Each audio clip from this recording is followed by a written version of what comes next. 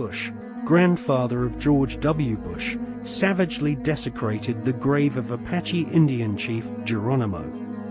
Prescott Bush robbed Geronimo's grave and had Geronimo's skull placed in a display case alongside the order's other treasured possessions, which include silver tableware from Hitler's Eagle's Nest headquarters in Nazi-occupied Austria.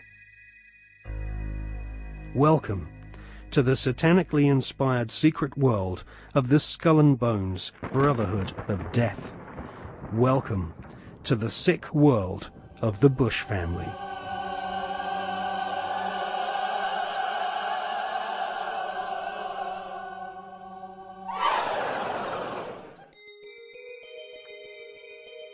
The Skull and Bones headquarters is on the campus of Yale University. Yale is home to several other lesser secret societies, including the Scroll and Key. Alexandra Robbins is an American journalist who has written a book about the Skull and Bones called Secrets of the Tomb. In her book, she traces the origins of this cult, which was funded from profits of the Russell Company in the early 1800s. The Russell Trading Company was nothing more than an opium trading empire, which, still to this day, is the corporate arm of the Skull and Bones Secret Society.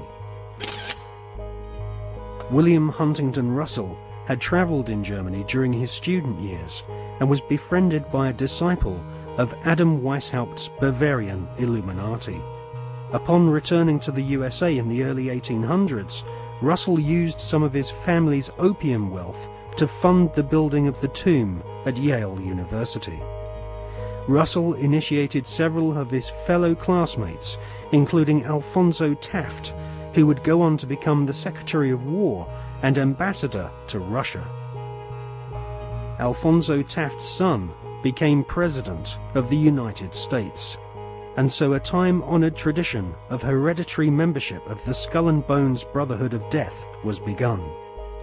We see this tradition continued to this day, with senior bonesmen encouraging young initiates to marry into each other's families, their sons and daughters following in their parents' footsteps and becoming disciples of this most unholy of orders.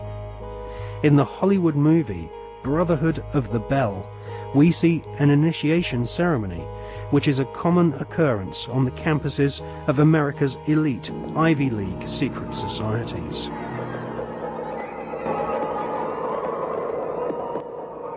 Mr. Patterson, Philip Everest Dunning, Mr. Chad Harmon, Mr. Dunning. Mr. Dunning, the articles and letters of the Brotherhood.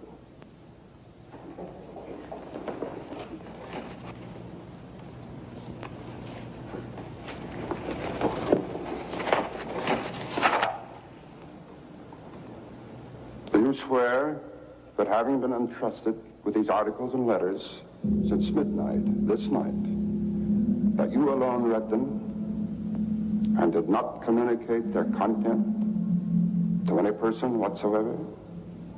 I so swear. Having so sworn, are you now prepared to go forward?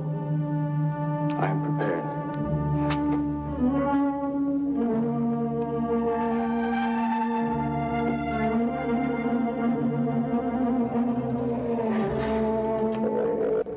Mr. Dunning, for over 200 years, Brothers of the Bell have been initiated before the spell, and in the same ceremony, at sunrise.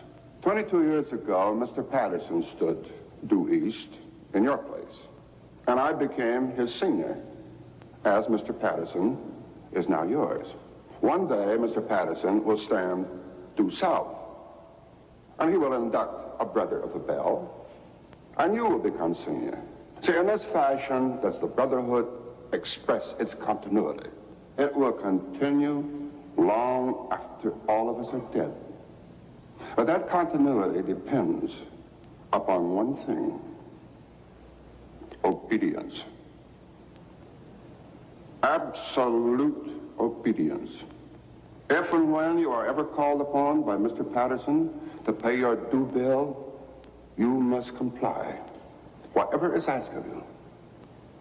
Well, that bill may come due tomorrow, in 20 years, or never. It will not be a matter of money. It will be an act of fealty, of loyalty to the Brotherhood of the Bell. Now, if you require anything at all, get in touch with your senior, and he will see to it that it's arranged for you. Are you ready for the oath? I am. The oath, gentlemen. I, Chadwick Weston, do swear in absolute faith that I shall reveal no secret of the Brotherhood of the Bell, that I shall respect my brothers and myself, that I will act as they desire, secure their interests as if they were my own. And I pledge this, my honor, my fortune, and my life.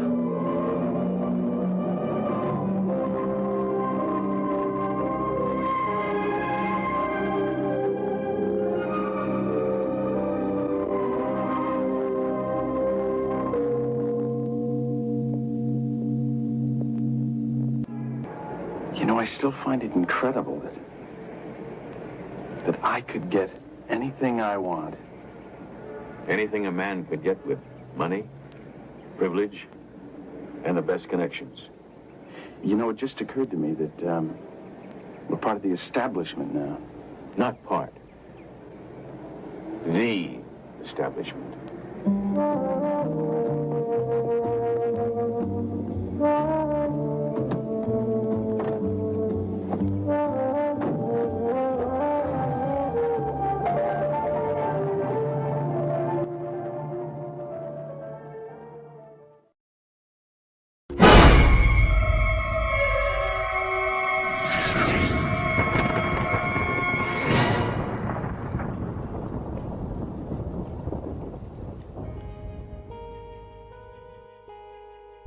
In her fascinating book, American journalist Alexandra Robbins claims to have unearthed a Skull and Bones plan to dominate the world. One can't help recognizing the fact that in the 170 years since the formation of the Skull and Bones Society, it has members in the most influential jobs all over the world.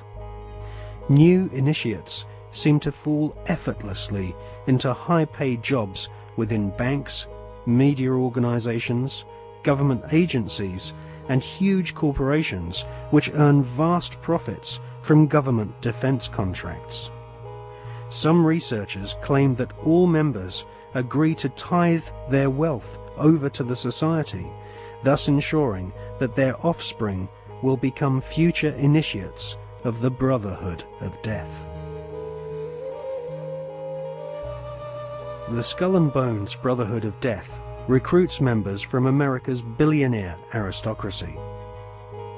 Multiple generations of the Bush family have taken part in 6 satanically inspired rituals along with members of wealthy families who are behind some of America's most famous brand names.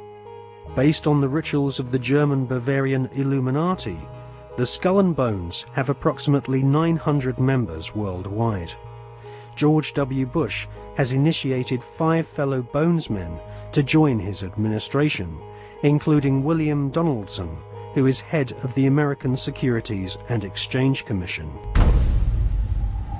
Upon initiation into the Skull and Bones, candidates are told that they must forever deny their membership. The psychological mind programming and brainwashing which goes on inside the tomb can only be guessed at, as no Bonesman has ever broken the fraternity's rule of silence. Fellow students at Yale have often said that on the night of ceremonies, blood-curdling yells and shrieks can be heard from inside the tomb. Some